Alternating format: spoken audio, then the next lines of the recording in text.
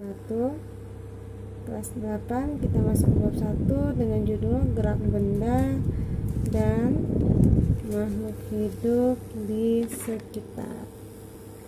Oke, kita lihat di sini ada yang namanya gerak benda. Apa sih gerak benda itu? Ada yang tahu? Kalau pena ini, kita ambil contoh ya. Pena ini dari posisi sini kita geser lagi. Ada yang berubah? Ya, posisinya. Kalau dia maju, berubah juga posisinya? Ya, itu yang kita sebut perubahan posisi dengan yang namanya pengertian dari gerak benda. Ada berapa? Kata gerak itu ada jenisnya, ada 2. GLB, gerak lurus beraturan, dan GLBB, gerak lurus berubah beraturan. Nah, gerak lurus beraturan itu apabila, coba kalian perhatikan, bila ada mobil yang tadinya dia bergerak, dia akan terus bergerak dengan kecepatan yang sama, tapi waktu jelas bertambah. Itu yang kita sebut dengan yang namanya GLB, kecepatan tetap tapi waktunya bertambah. Nah, bagaimana dengan GLBB? Oh, ada 2. GLBB dipercepat bila ada benda yang bergerak dengan kecepatan yang tadi GLB dari bergerak, kemudian kita percepat kecepatannya,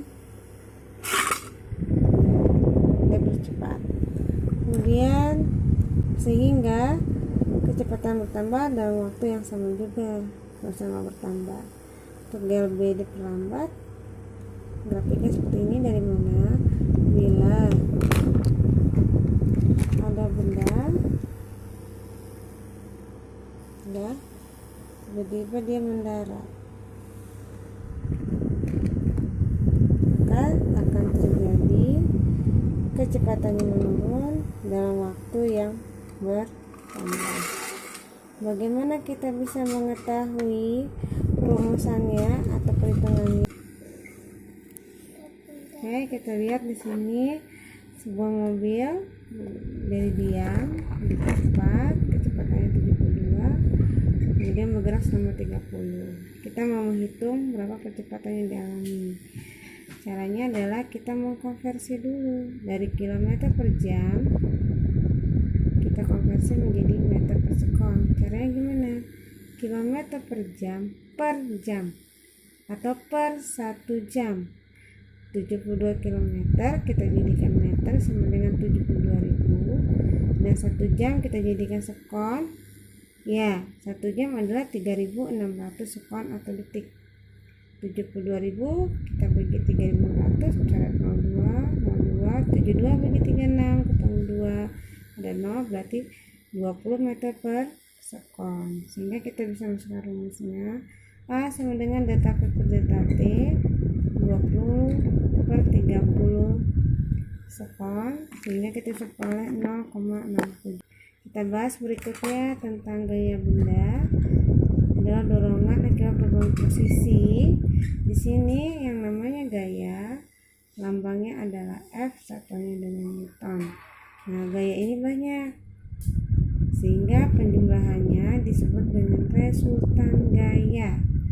Lambangnya R sama dengan F1 ditambah F2 ditambah F3. Bagaimana sih contohnya? Kita masuk contoh pertama. Sebelah kiri ada F3 4 Newton, sebelah kanan F1 nilainya 2 Newton, F2 nilainya 3 Newton. Tentukan resultan gaya dan arahnya. Kita lihat yang F3 nilai 4 Newtonnya ke arah kiri, F1 2 Newton ke kanan, F2 3 Newton ke kanan. Maka caranya kita menjumlahkan dengan arah yang sama.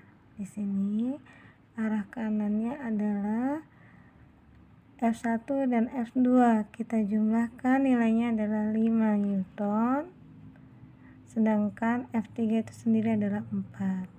Maka selisihnya adalah 5 dikurang 4 sama dengan 1 Newton dengan arah ke kanan, karena lebih di bagian kanan. Sedangkan untuk soal nomor 2, di sini F1 nilainya 15, F2 nilainya 10 dengan ke arah kiri, sedangkan ke arah kanan nilainya F3 nilainya 25 Newton. Tentukan resultan gaya dan arahnya.